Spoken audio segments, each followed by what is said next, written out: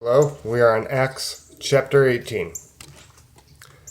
After these things, Paul departed from Athens and came to Corinth, and found a certain Jew named Aquila, born in Pontus, lately come from Italy, with his wife Priscilla, because that Claudius had commanded all the Jews to depart from Rome, and came unto them. And because he was one of the same craft, he abode with them, and wrought, for by their occupation they were tent makers. And he reasoned in the synagogue every Sabbath, and persuaded the Jews and the Greeks. And when Silas and Timothy were come from Macedonia, Paul was pressed in the Spirit, and testified to the Jews that Jesus was Christ. And when they opposed themselves and blasphemed, he shook his raiment, and said unto them, Your blood be upon your own heads. I am clean. From henceforth I will go unto the Gentiles. And he departed thence, and entered into a certain man's house, named Justus, one that worshipped God, whose house joined hard to the synagogue. And Crispus, the chief ruler of the synagogue, believed on the Lord with all his house. And many of the Corinthians, hearing, believed, and were baptized. Then spake the Lord to Paul in the night by a vision, Be not afraid, but speak, and hold not thy peace. For I am with thee, and no man shall set on thee to hurt thee, for I have much people in this city. And he continued there a year and 6 months, teaching the word of God among them. And when Galileo was a deputy of Achaia, the Jews made insurrection with one accord against Paul, and brought him to the judgment seat, saying, This fellow persuadeth men to worship God, contrary to the law. And when Paul was now about to open his mouth, Galileo said unto the Jews, If it were a matter of wrong or wicked lewdness, O ye Jews, reason would that I should bear with you.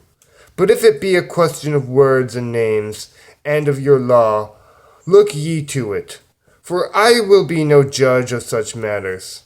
And he drove them from the judgment seat. Then all the Greeks took Sosthenes, the chief ruler of the synagogue, and beat him before the judgment seat. And Gallio cared for none of those things.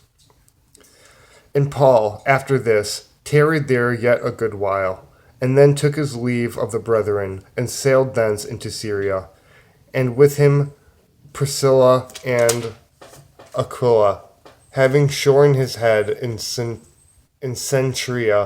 for he had a vow.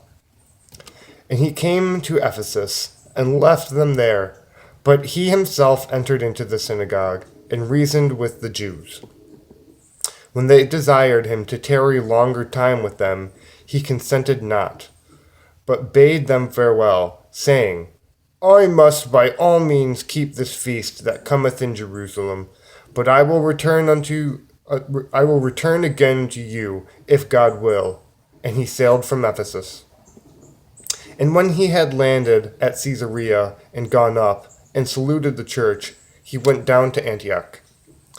And after he had spent some time there, he departed, and went over all the country of Galatia and Phrygia in order, strengthening all the disciples.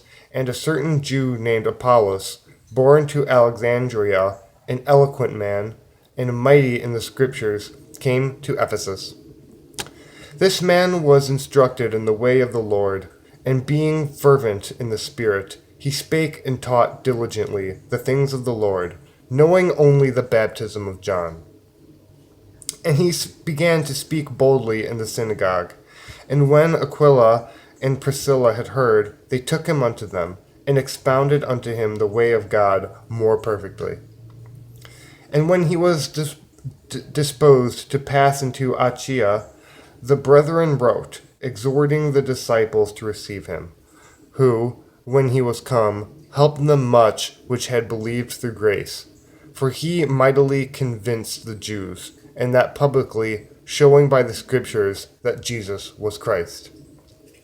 That was the end of Acts chapter 18. Blessed be the name of the Lord. Amen.